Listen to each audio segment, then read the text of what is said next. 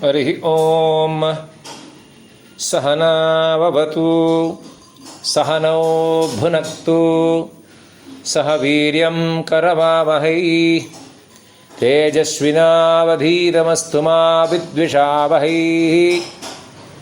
ॐ शान्तिः शान्तिः शान्तिः। माया तत्कार्यमखिलं यद्बोधाद्यात्यपन्नवम् कृपानारायणाख्यं तत्कलये स्वात्ममात्रतः। ॐ अथ पुरुषो ह वै नारायणो कामयता प्रजास्रजेयेति नारायणात् प्राणो जायते मनः सर्वेन्द्रियाणि च खं वायुर्ज्योतिरापः पृथिवी विश्वस्य धारिणी नारायणात् ब्रह्मा जायते नारायणात् विष्णुर्जायते नारायणात् रुद्रो जायते नारायणादिन्द्रो जायते नारायणात् प्रजापतिः प्रजायते नारायणाद्वादशादित्या रुद्रा वसवः सर्वाणि छन्दांसि नारायणाद्देवाः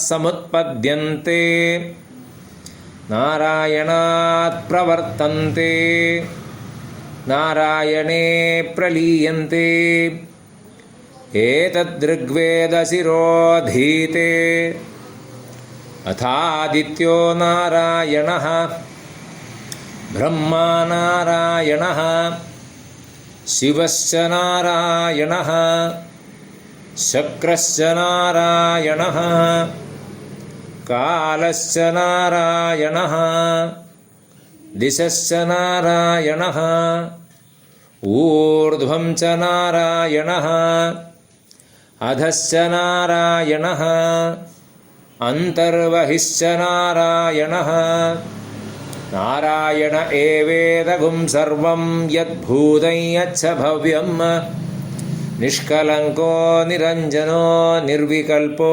निराख्यातः शुद्धो देव एको नारायणो न द्वितीयोऽस्ति कश्चित् य एवं वेद स विष्णुरेव भवति स विष्णुरेव भवति एतत् यजुर्वेदशिरोधीते ॐ इत्यग्रे व्याहरेत् नम इति पश्चात् नारायणायेत्युपरिष्टात् ॐ इत्येकाक्षरं नम इति द्वे अक्षरे नारायणायेति पञ्चाक्षराणि एतद्वै नारायणस्याष्टाक्षरं पदं यो ह वै नारायणस्याष्टाक्षरं पदमध्येति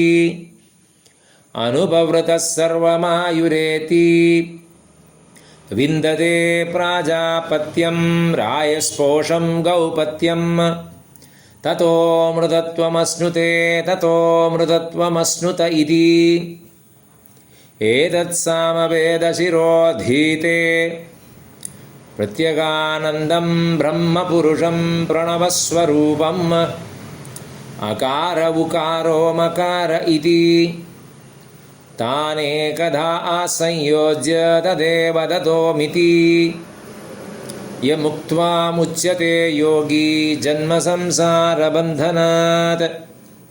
ॐ नमो नारायणायेति मन्त्रोपासको वैकुण्ठभुवनं गमिष्यति तदिदं परमं पुण्डरीकं विज्ञानघनं तस्मात् तडिदाभमात्रं ब्रह्मण्यो देवकी पुत्रो ब्रह्मण्यो मधुसूदनः ब्रह्मण्यः पुण्डरीकाक्षो ब्रह्मण्यो विष्णुरच्युत इति सर्वभूतस्थमेकं वै नारायणं कारणरूपमकारणं परं ब्रह्मोम् एतत् अथर्वशीर्षंयोधीते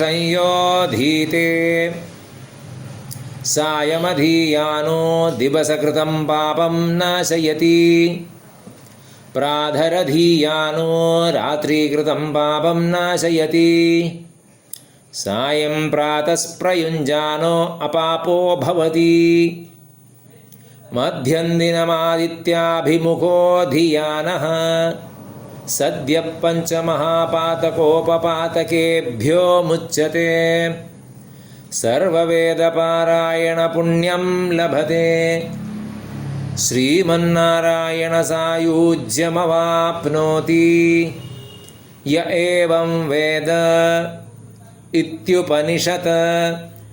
ॐ सहना भवतु सहनौ भुनक्तु सह वीर्यं करवावहै तेजस्विनावधीतमस्तु मा विद्विषावहै। ॐ शान्तिः शान्तिः शान्तिः। ॐ